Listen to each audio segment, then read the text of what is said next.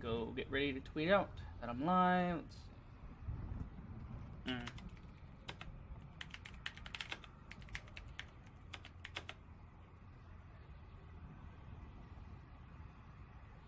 Get my Mixer link.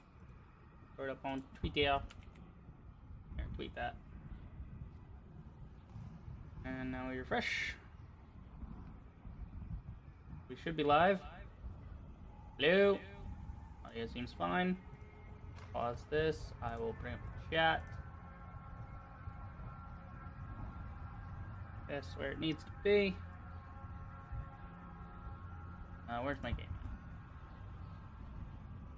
Be like that. Over here. There's OPS. This right about there, and down a smidge. Nice. Good. Scroll down. Hit test just to make sure it's working. Hopefully it works. Hopefully. Where am I? What chat am I even on for chat settings? Are there two different types of chats?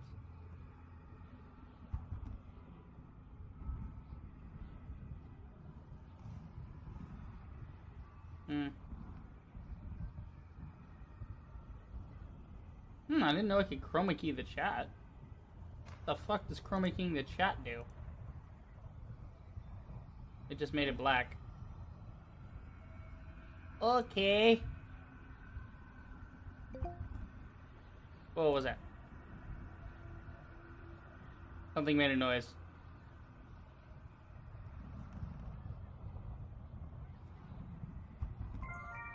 Oh, notifications.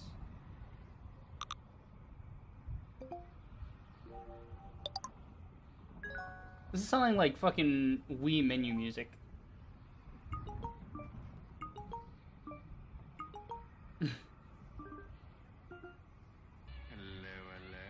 Hello. There's an Austin Powers button? Why? I like the chimes. Chimes work. I don't know how to even set up notifications, honestly. Allow links, make links visible, move chat to host, yeah. Desktop notifications, sure. Chroma key chat, sure. Allow chat whispers. Sure, I guess? Yeah, I still don't know what this chroma keying chat is doing. All it seems to do is make the background chat black. I guess that's for, like... I don't know. Good question. Let's see what happens if I do that, though. Alright, I can do polls? I don't know, I can do polls, that's cool. Let's see.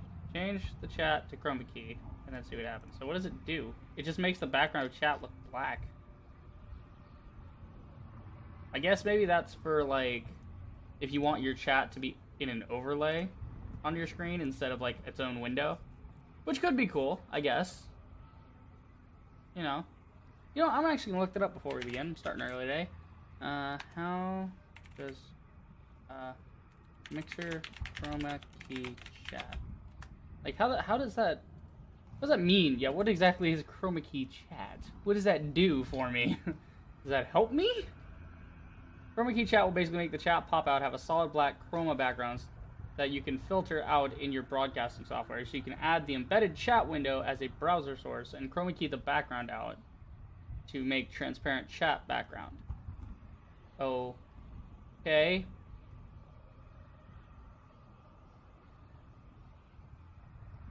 Chroma key chat is used if you have scenes that have chat in them.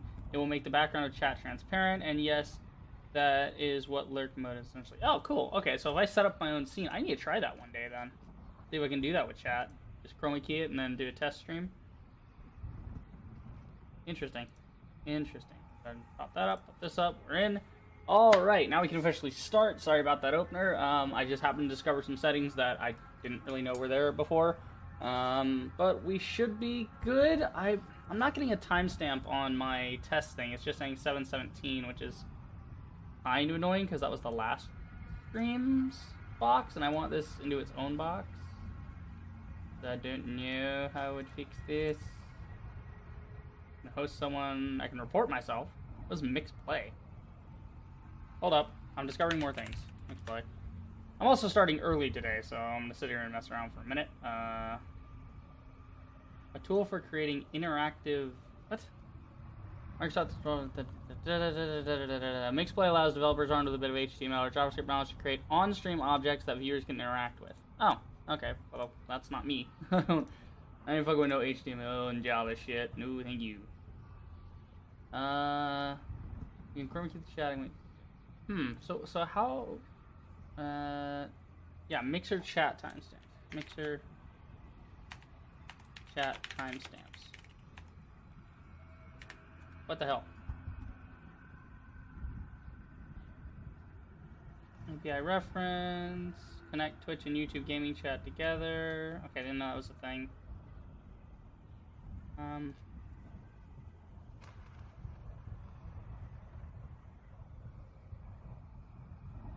Okay.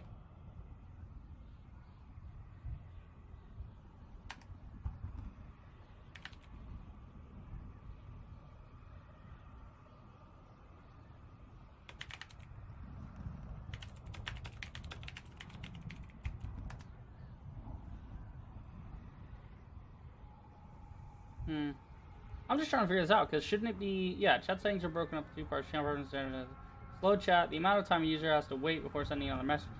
These are in seconds, so one would be that. Okay, so that'll wait a half second for it. Interesting. Okay. Oh. Close the game like an idiot. My bad. Chat to host, blah, blah, blah. Chroma keying the chat, desktop notifications, notification sound. When enabled, this will send your Mixer notification to your desktop notification. Okay. Interesting. Alright, well, I guess I'll just have to deal with whatever thing. Well, yeah, well, now that I know that chat notifications are a thing, so when I get added at in chat, that's a thing that I didn't know existed. That's cool. Well, I mean, I knew I could get added at, but I knew it would change the chat message to, like, a different color for my tag being in there. But I didn't know I could make it play an audio cue. So if you guys end up watching, like Twilight Rave did last night, you can go ahead and just at me, and that way I'll hear the little chime and be like, oh, what's that noise? Oh, someone's in chat. Someone's talking. Now, if there's like 40 people, that would be a problem, and that would probably turn it off, but, you know, don't have 40 people. Anywho, we are back with some more Darksiders 2. Want to get an early start today because I just want to play some more, and I'm not really... I don't really have too much going on today. I'm going to be really busy tomorrow and stuff, so I want to get this done and, you know, hop back in, play a little, and then tonight I'm going to chill and do other things. Go back to doing important stuff. But this is the tale thus far. The tale thus far. With the Guardian's might, the tree was cleared of corruption. Yay! But there were still ghosts that would be heard. Absalom, will you ride once more? Fascinating. Alright. God, I love this armor set. The Slayer armor is so badass looking. Okay, so I think we're trying to go over to that green thing. I think that's what we were last trying to do. Not super sure, though. But I know there's skeleton dudes here, and I'm about to kill some fools.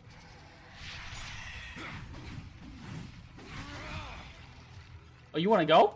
Whoop! You guys are weak.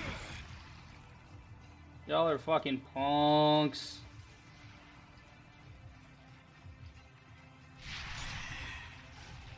Nope, nope. I was gonna try and do something cool, but I forgot left bumper, so. See, I can't like throw him into the air and then juggle him with the gun. Oh well. Moving on.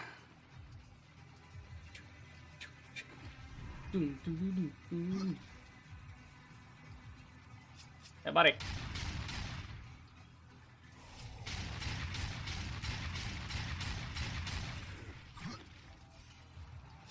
Whoop! Very nice. Oh, we're about to level up again? Wow, man, I'm being levels like crazy. That's what you get for doing like the quest line stuff. Okay, so do I have a map for this place? Can I look around? No, I don't have a local map yet. Is there anything in this direction? No, just solid stone. Because I know the one guy, what's his face? I can't remember his name. But one of the maker guys had tasked me to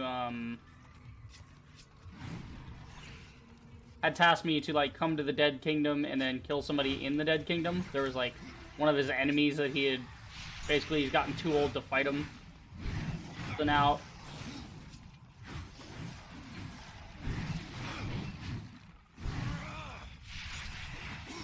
So now he basically...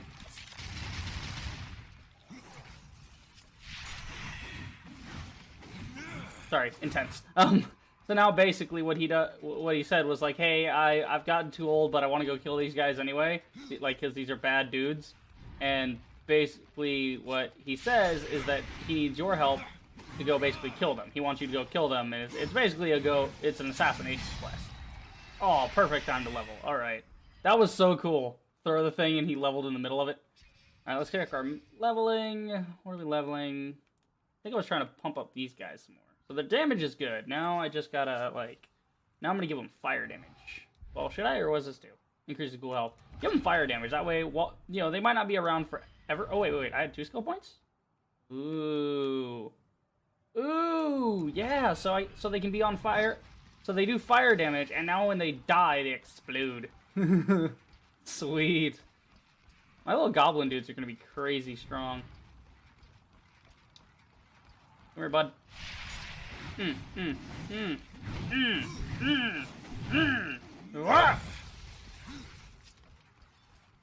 And fastest gun in the West. I would love a actually two things I would love. Number one, I love that the Surge is coming out with a, I don't know if it's a DLC or just a normal like update, but it's adding like this Wild West town to the Surge. So if you guys haven't played the Surge, it's a, I guess, think Dark Souls or Bloodborne, that style of RPG, but it's all, like, technological stuff. So everybody's, like, in exosuits and stuff, right? And it's really cool. But you basically play this guy who was in a wheelchair, and the company that he went to work for, called Creo, was promising, hey, you know, you're in a wheelchair? That's cool. We'll give you an exoskeleton that'll let you walk again. But he just so happens to come in at the wrong time, when basically a whole bunch of shit goes down at the company, and things happen, and people start dying, and an evil AI shows up, some shit like that. Crazy stuff. I think I streamed it, actually, so it should be on the channel.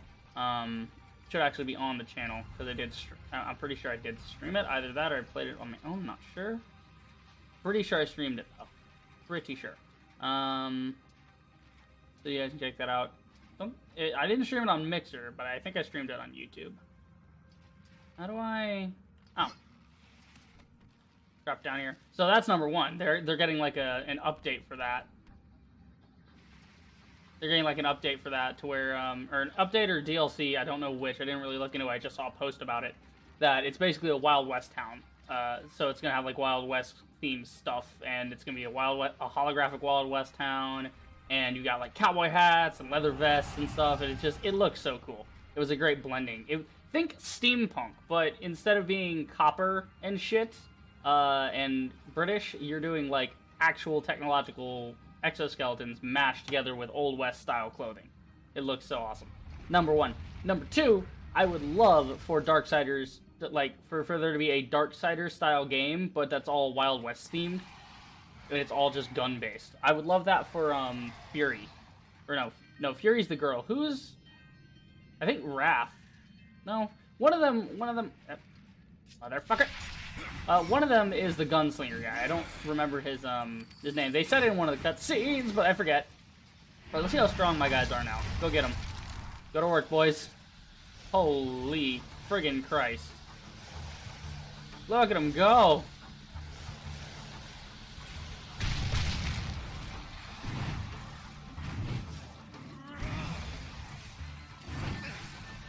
It doesn't even matter if they hit me because I'm just negating it with my life gain. Nicely done. Shit, I don't want to know his name. This is what I frequently do in the middle of the stream, so I'll pause to go look at something. Let's see here. Darksiders 2. 4 Horsemen. Names.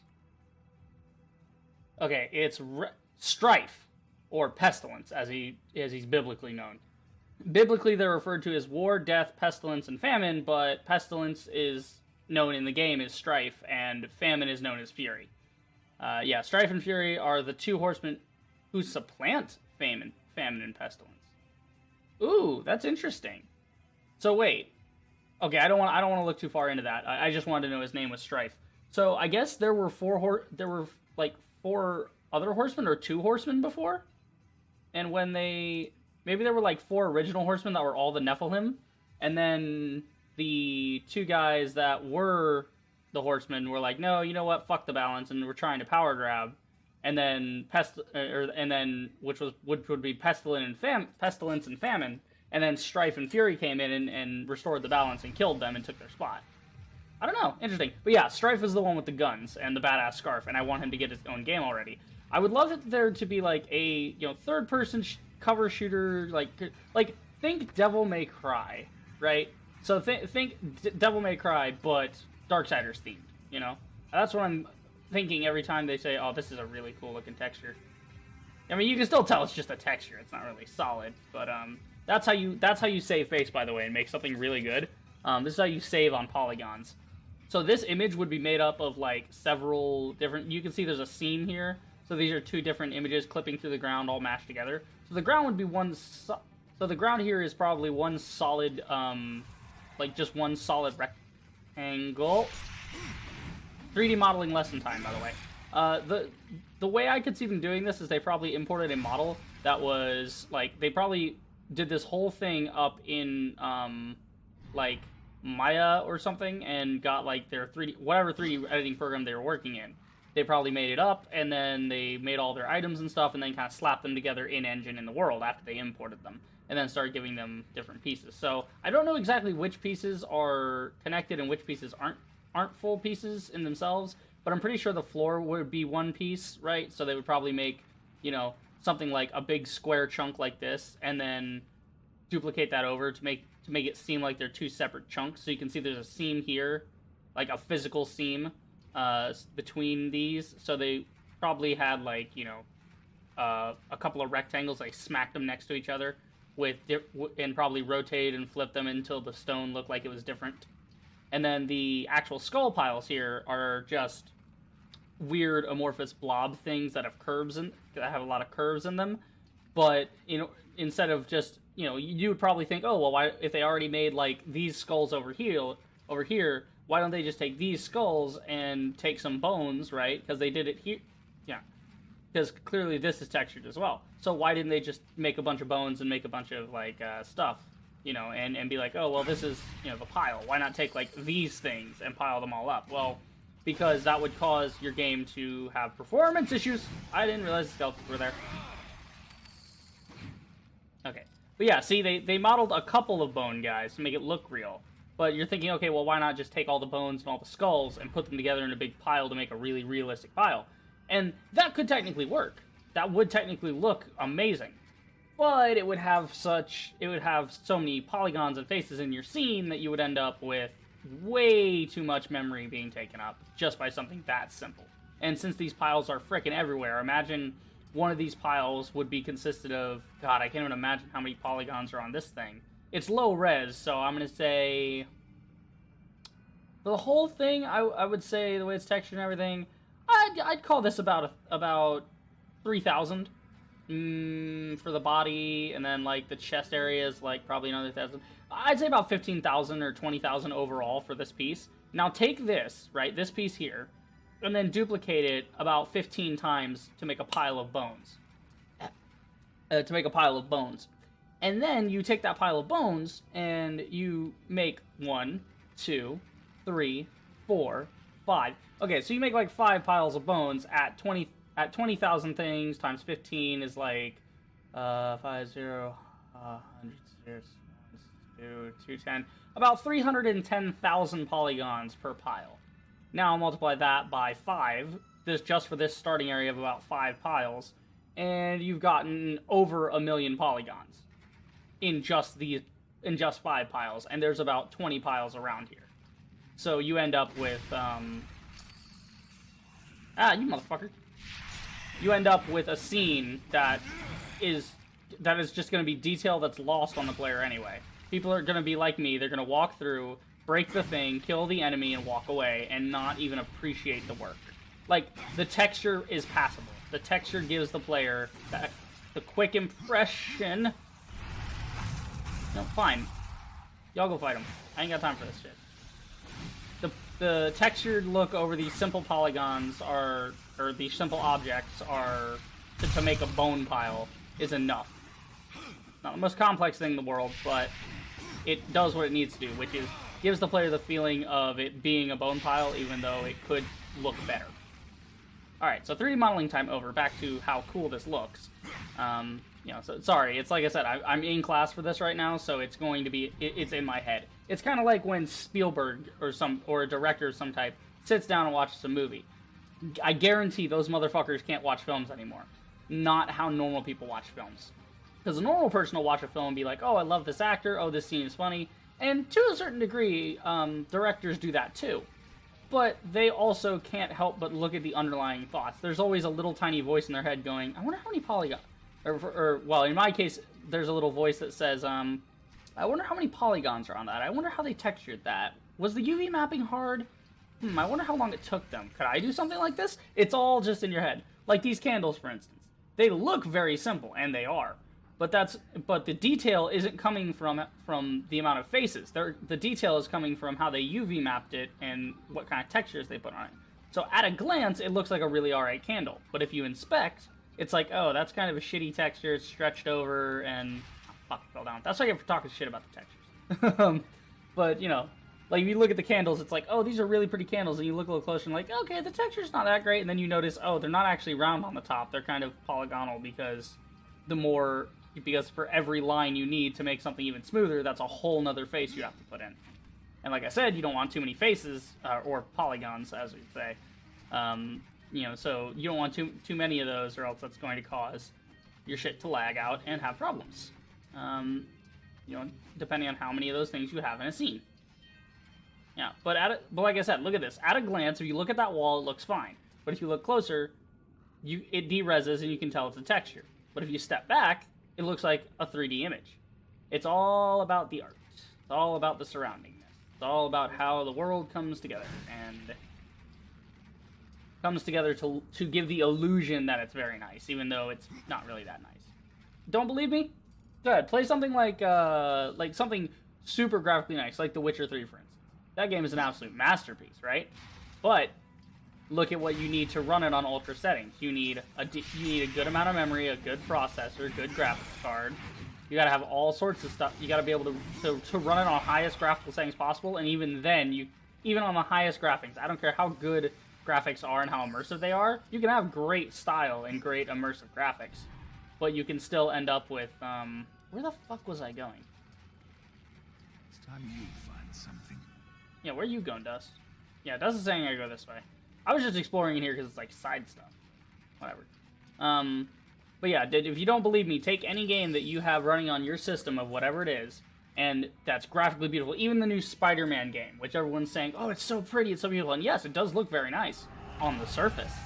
If you stop and stare at a texture or stare at a wall and you slow your gameplay down and you actually examine the world, you will end up with this problem of seeing... Can I go lower? I mean, there's this. Yeah, see, there's a chest here. Okay. But you'll end up with the problem of you'll run into the... Oh, cool! He grabbed right onto it. I didn't even have to run back the other way. But you'll run into the problem of actually seeing some polygons on certain things are not as detailed as they first appear to be. The textures at a glance look great, but if you look a little too closely, the textures can break down and start looking bad. Even this door, look how amazing this door looks. Still just a texture. These skulls are not three-dimensional. It is a flat door on a flat plane that they just slapped a texture onto. And those eyes are probably just little spheres. Those are probably just little spheres that they spawned in engine and then set them on a certain trigger. So I could tell you when I get to this side, okay, certain amount comes on. So the trigger for this would be right here. There's probably an invisible box here that starts the boundary. And the closer I come to the origin point of the box, which would be here, the more skulls light up and the brighter the skull lights are. So yeah, breaking the fourth wall. I'm forget, like, peeking behind the curtain. I'm ripping the curtain off for you guys. I'm showing you the wizard.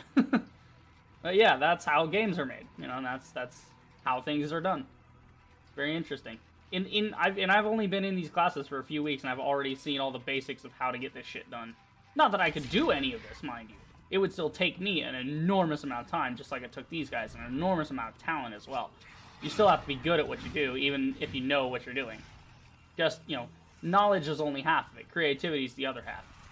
You know, you can have somebody know something, right? Just because somebody knows how to do something doesn't make them an expert in the field, or like, or means that they will doesn't automatically mean that they will produce the greatest things ever, you know?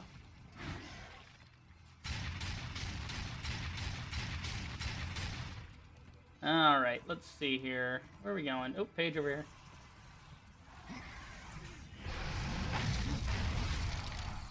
Fight him!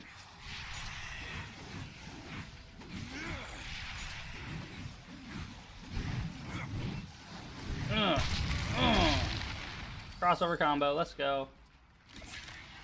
Alright, so we're riding this way. I'm just gonna follow the main story for the moment. I kind of just got sidetracked there. I was checking out loot and stuff. Oh yeah, I forgot I can run right through these guys. I completely forgot. I haven't done that since the beginning of the game. Because I haven't been using my horse, like, at all in the other place. So now that I'm in a big open area with these dudes in the way...